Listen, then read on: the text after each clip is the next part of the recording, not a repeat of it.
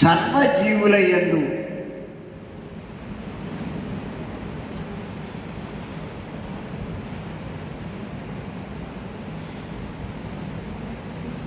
ఆత్మస్వరూపుడిగా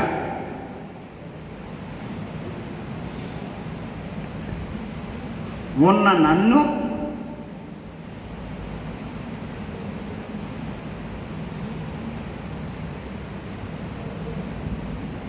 హింసించు క్రూరులైన దుష్టులను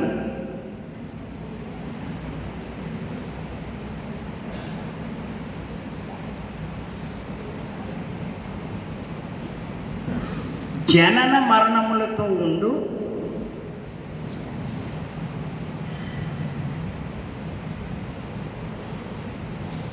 దుఃఖకరమైన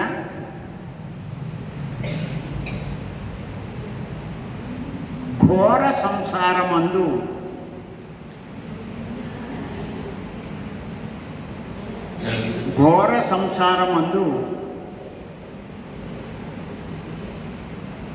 మాటి మాటికి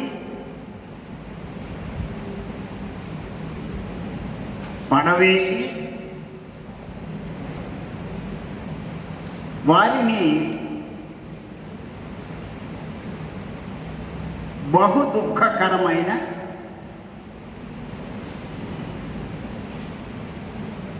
అసుర యోనులయందు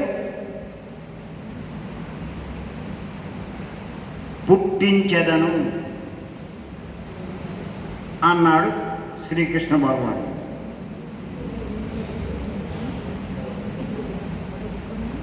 మనం చెప్పాలా? రాశారా? దాన్ని వివరిస్తాను, జాగ్రత్తగా వినండి. ఊరికే చదువుకు వెళ్ళిపోతాం, చాలా అర్థం ఉంది అందులో.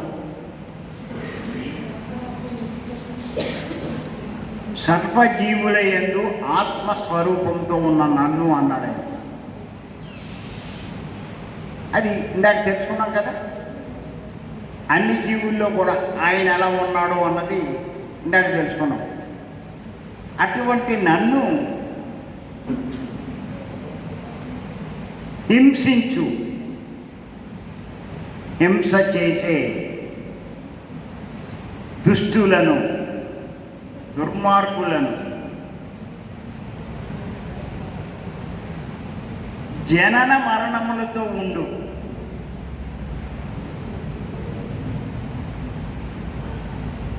అంటే పుడుతూ ఉంటారు, చస్తూ ఉంటారు, మళ్ళా పుడుతూ ఉంటారు, మళ్ళా చస్తూ ఉంటారు.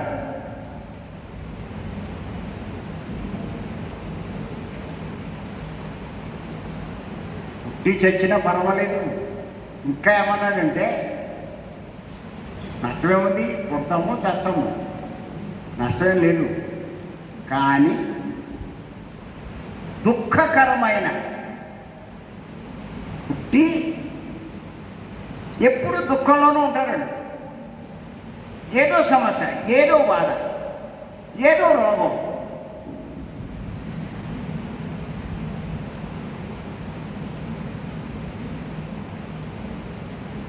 ఘోర సంసారం అని, అలా దుఃఖంగా ఉండే సంసారంలో మాటి మాటికి పడవేసి అస్తమానం అటువంటి సంసారాల్లోనే వాడు జన్మించేటట్టుగా చేసి, జనరల్గా మీరు ఏమనుకుంటారంటే ఈయన బాగా కష్టాలు ఉన్నాయనుకోండి, చచ్చిపోతే గొడవ వదిలిపోద్ది అనుకుంటారు. అవునా అండి? ఇప్పుడు కృష్ణుడు చెప్పిన దాన్ని బట్టి మాంసం తినేవాడు చచ్చిపోతే గొడవ వదిలిపోద్దా? ఏమండి? ఏమవుతుంది? మళ్ళా ఇలాంటి జన్మ వస్తుంది. అమ్మా ఇక్కడికి వస్తే ఆ నరకం, రోగాలు, కష్టాలు, సమస్యలు అవి ఉంటే ఏంటి ఉపయోగం వచ్చి? అది అటువంటి సంసారంలో మాటి మాటికి పడవేసి అంటున్నాడు ఆయన. చూడండి ఎలాంటి జన్మలు వస్తాయో.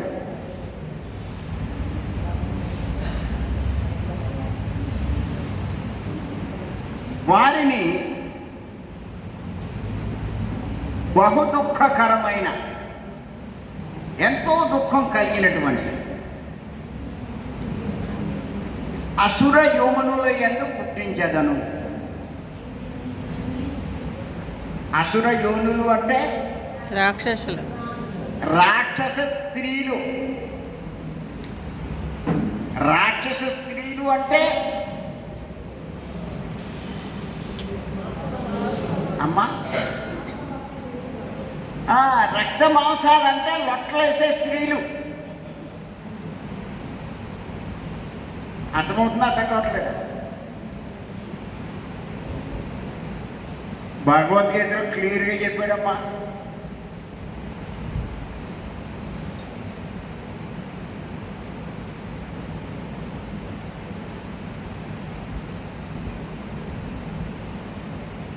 మరి రక్త మాంసాలు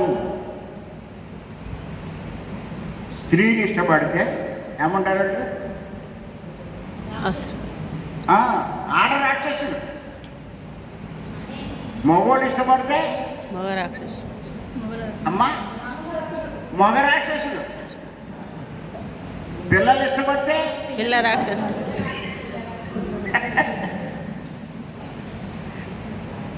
అది గుర్తెట్టుకోండి. మళ్ళా అడుగుతారు, తినకపోతే ఎలాగండి? ఆ కోళ్ళు ఎందుకు పుట్టినాయి అంటే ఇలాంటి ప్రశ్నలు వేస్తారు. ఇప్పుడు నాయన మన పశువు పుట్టినాయంట అని చెప్పి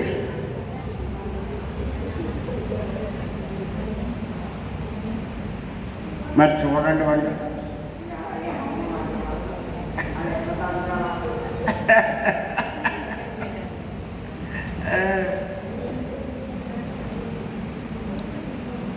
అలాంటి జన్మలు వచ్చేటట్టు చేస్తాను అన్నాడు భగవంతుడు. అర్థం చేసుకోండి. ఇప్పుడు చెప్పండి, ఇంకా మాంసం తింటారా? తినరా అమ్మా?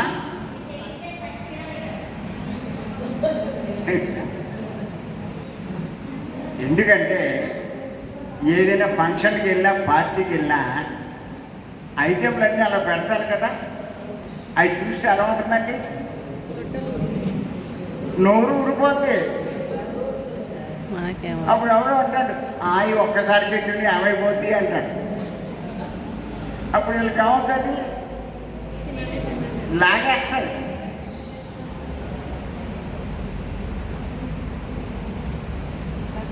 ఏదో మీ అందరి పూర్వజన్మ సుకృతం వల్ల నిజంగా అలాంటి కుటుంబాల్లో పుట్టినా మరి అందరూ మానేశారంటారా లేదంటారా?